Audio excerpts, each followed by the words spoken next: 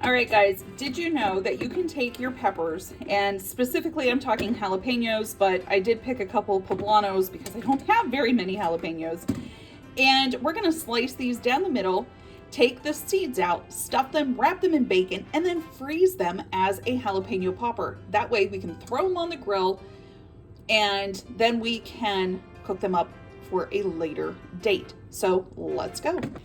As always, when dealing with jalapenos, please make sure that you are wearing gloves because otherwise you will burn your hands, eyes, and other body parts that you do not want to have on fire.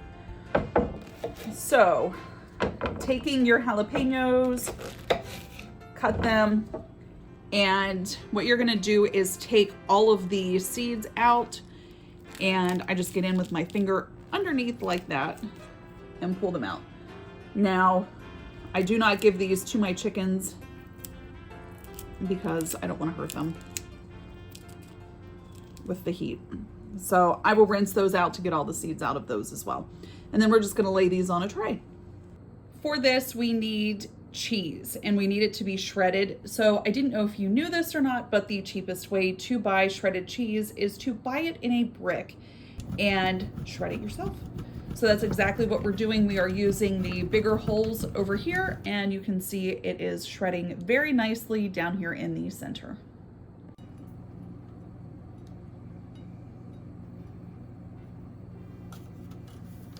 Now we only need 1 cup of this, which is fine. We're just gonna save the rest of it. I'm making broccoli and cheese soup tomorrow, which also requires shredded cheddar cheese. So we will be using the rest of that in that soup recipe. For the filling of our poppers, you want to soften an entire brick of cream cheese and then place 1 teaspoon of either granulated garlic or garlic powder on top of it, and along with 1 cup of our cheddar cheese as I throw it on the floor. So we're just gonna mix all of this up really, really, really well.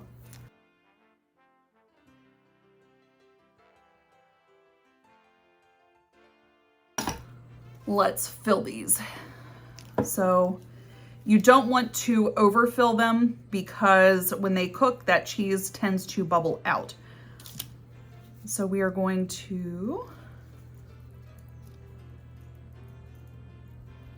just like that. And guys, what we're gonna do next is wrap these in bacon.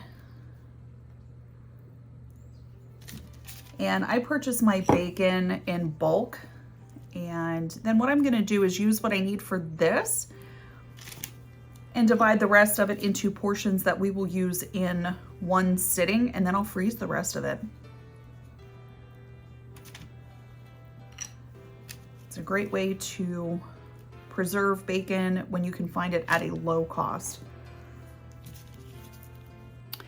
Okay guys, I buy my bacon in bulk like this. And when I go to make poppers, I will use whatever amount that I need to make my poppers with, and then the rest we're going to portion out and freeze for later. We can use it for breakfasts or for dinners, however you wish to use it at that point. It's already cut to your family's portion size. So that's exactly what we're gonna do with this pack of bacon. Just take 1 strip of bacon at a time, and usually for these larger peppers like this one, this is a poblano, so this isn't even a jalapeno. We're just gonna wrap this the entire way around, and you want both of the seams to end up on the bottom of the pepper. And then we're gonna freeze them on a piece of parchment paper on a tray like this. So do the same thing for each pepper. Now, some of these don't need an entire piece, so we can cut those in half. Like these smaller ones here, we can just go with a half a slice of bacon.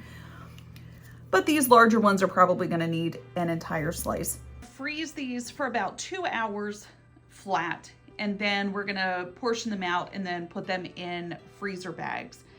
And guys, you can take these straight from frozen and put them either right on your grill or right in the oven at 375 if you're gonna do the oven, and then you'll cook them for 20 to 25 minutes. You don't have to thaw anything out ahead of time.